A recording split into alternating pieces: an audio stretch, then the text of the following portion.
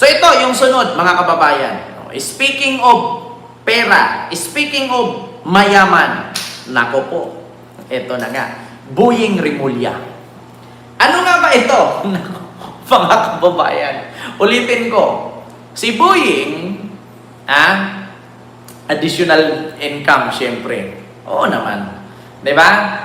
Si Boying, mga kababayan, hindi pa naging ombudsman, nag-a-apply pa lang, pinag-initan na ni Aimee.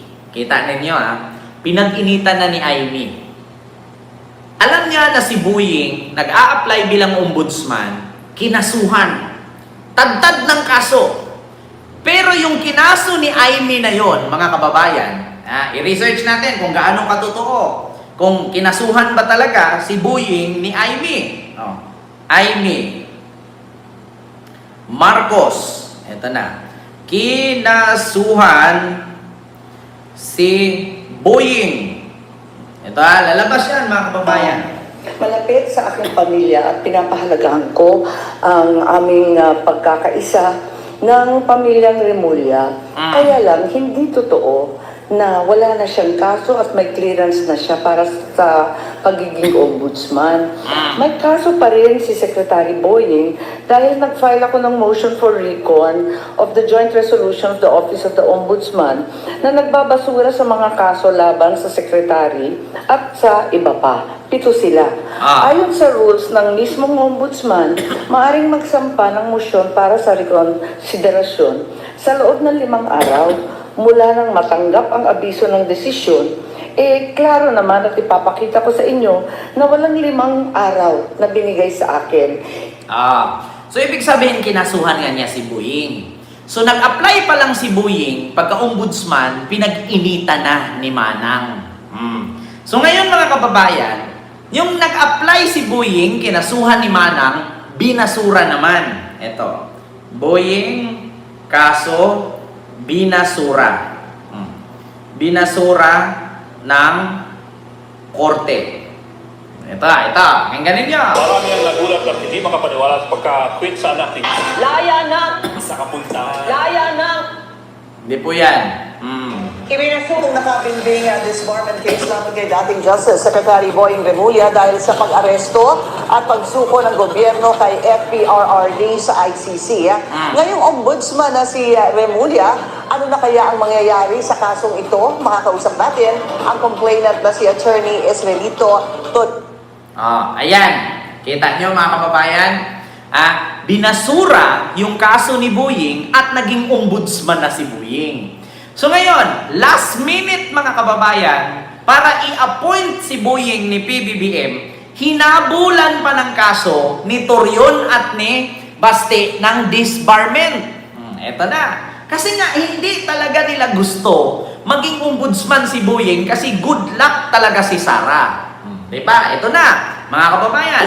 Attorney Torion, magandang gabi. Ibinasura ng Korte Suprema ang mga reklamong rape at acts of lasciviousness. Hindi to. Po sa inyo at maraming salamat sa oras. Ayan. Hi, magandang gabi po, ma'am. Good evening, everyone. Alright, Yes, ma'am. so first of all, nag-file nga ho kayo ng kaso laban kay Justice Secretary Boying Rimulya din, na ngayon po ay ombudsman na. What will happen to that? Magiging moot ho ba yun? No, it will remain pending before the Supreme Court. And as you know, I was not the one who filed it. I was acting as the lawyer of the complainant who happened to be the family of the Duterte. And specifically, it was acting Mayor Sebastian Baste Duterte, who is the... Kita nyo, kinasuhan nila. Ngayon, mga kababayan, ulitin ko, mas mataas po ang ombudsman kaysa sa Korte Suprema. So ngayon, eto na. Nung nanalo si Boying, or inappoint si Boying bilang ombudsman, ginawa na siyang ombudsman ni PBBM, di ba? Ngayon, mga kababayan, eto na. Anong pangako ni Boying nung siya ang naging ombudsman? Eto na. Kasi pinag-initan siya ng mga DDS, pinag-initan siya ng mga Duterte, bubuhayin niya ngayon yung SALN. Eto na, mga kababayan. Mag-iyakan ang mga DDS dito. Nako. Kailan nga ba bubuksan ni Boying at i-review ang SALN ng mga Duterte? Pakinggan ninyo ito. Bukas si Vice President Sara Duterte na reviewin ni bagong Ombudsman Jesus Crispin Remulla ang kanyang Statement of Assets, Liabilities, and Net Worth o SALN. Sa panayam, hinamon ng Vice Presidente si Remulla na pag-aralan ng maayos ang gagawin sa kanyang SALN. At sinabing kung siya ang presidente, hindi si Remulla ang itatalaga niyang ombudsman. Una nang sinabi ni Remulla na bukas siyang isa publiko ang mga SALN ng Vice Presidente, amang si dating Pangulong Rodrigo Duterte at Pangulong Marcos Jr. at nais bawiin ang paghigpit sa pag-access ng publiko rito. Ayan na, mga kababayan. Sabi ko sa inyo, sabi dito, bukas daw si Sara. Bukas na i-review ang SALN kay Buying. Kung ngayon tayo magbe-base sa SALN, walang problema. Kasi matatago nila yung iba dyan nawi-withdraw nila yung iba. Paano kung si Buying doon mag-base sa ipinasa ni Trillanes? Patay kang bata ka. Paano kung si Buying doon magbe-base sa pinasa na file complaint ni Trillanes? Patay kayo dyan. Kasi mas nauna, si Trillanes nagkalkal niyan. 2017 pa lang. Diba? Ma'am Merlita, kanina pa po may sound po ako. Cellphone mo po yung wala.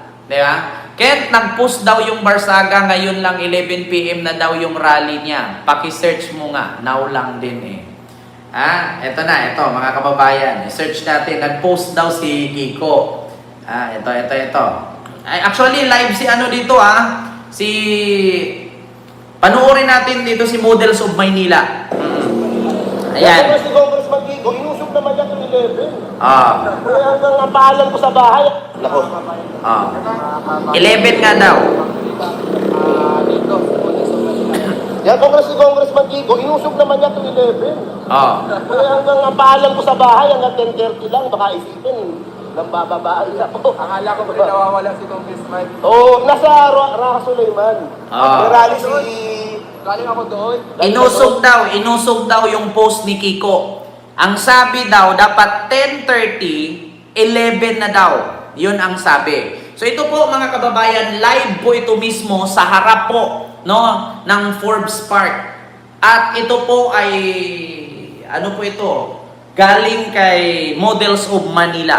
Tumatok siya. Kinuyog ako doon. Kinuyog ka? Oo, ilaway ako doon. Ilaway ka? Oo, sabi ko, nagkakasayahan lang tayo dito. Yung mga vlogs na kilala ko, hindi naman ako ganun kasi nakakatawa pa nga. Yung mga iba, akala, ikaw nga, patas ka nga wala ka namang Sabi ko, tingnan mo sa mga upload ko kung may mga Oo, wala. sa mga doon.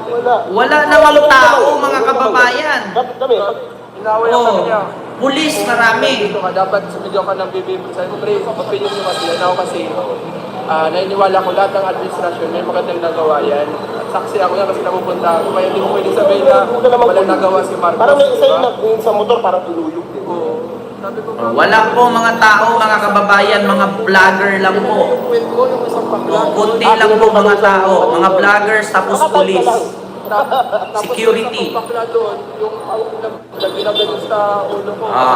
So klaro mga kababayan, 11 daw ang sabi. So ngayon po nandun si Models of Manila sa mismong harap ng Forbes, sa may entrance.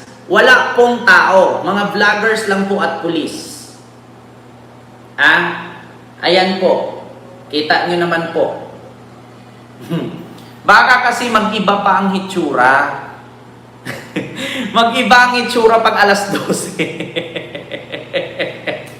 Kung ako, 11 ng gabi ang rally, hindi na ako sasama gabi na nun. Alam niyo, sa totoo lang, kung ako, isipin yung mabuti, pinagtitripan ka ni Kiko. Maniwala kayo sa akin mga DDS. Mga DDS, pinagtitripan kayo ni Kiko. Sabi ni Kiko, tignan mo yung mga uto-utong DDS, pumunta naman sila. Nako, pinagtitripan kayo ni Kiko. Sa tingin ninyo si Kiko, hindi napagsabihan ng mama niya yan, hindi napagsabihan ng mga mag-anak niya yan. Napagsabihan na yan. Itigil mo na yan, huwag mo na ituloy, hayaan mo yung mga mag-rally doon na mapagod sila. Hindi ka nakita eh. Sabi ko nga sa inyo, pinagtitripan kayo ni Kiko. Maniwala kayo sa akin. Kanina ang sabi niya, rally October 12. Tapos ngayon ang sabi alas 10. Ngayon alas 11. Pag walang dumating na Kiko dyan, mga uto-uto talaga kayo. Balita ko yan si Kiko, isa lang #1 diehard supporter ng teroristang CCP-NPA. Hindi po natin alam yan. Ako, hindi ko alam yan eh. Alam nyo, maniwala kayo sa akin. Pinagtitripan kayo ni Kiko. Ilang oras na lang anong oras na ba? 10:13 na, 10:13. Ilang minuto na lang, alas 11 na. Pag hindi dumating si... Pinagtitripan kayo ni Kiko, mark my word. Ay, nako. Pinaglalaruan kayo ni Kiko. Huwag naman ganun. Huwag naman si Robert, hindi naman to, wala naman to pinapanigan eh. Ako natatawa ako kay Kiko. Sa totoo lang. Ito pinagtitripan talaga sila ni Kiko. Maniwala kayo sa akin mga kababayan. Huwag naman ganun. Ang kinukwento niya, parang nandun siya sa Raho Layman. Porket hindi naman siya, hardcore na admin eh. Nasa gitna naman tong si Robert eh. Sinasaktan daw siya ng ibang mga, huwag naman ganun. Huwag naman, pangit naman nun. Lalo na si Robert, bait-bait yan. Ang panawagan nila, magkaisa tayo Magkaisa. mga Pilipino. Tapos ngayon, nung may mga pumunta doon, bago ako dumating, may nabutan nila kung may inaway din silang dalawang matanda. Bakit naman daw? Nakaitim. Kasi daw, Kita nyo, magkaisa daw buong Pilipino sa rally, tapos dumating doon, supporter ni BBM, inaway. Saan ka nakakita magkaisa Pilipino? Pilipino din naman yung pumunta doon. Diba? baka daw sila manggulo. Sabi ng matanda, hindi, kaisa nyo nga ako eh. Matanda, manggulo pa. Sabi yan, pinagtulungan nila doon. Tapos nung ako naman maya-maya, nagkakasaya na, makikita mo na sa video ko. Pag malitin mo yung video ko, Check ko mamaya. Check mo yung Facebook ni Robert. Ang sitwasyon guys merong 10 doon, merong dito. Siguro merong hakot din si...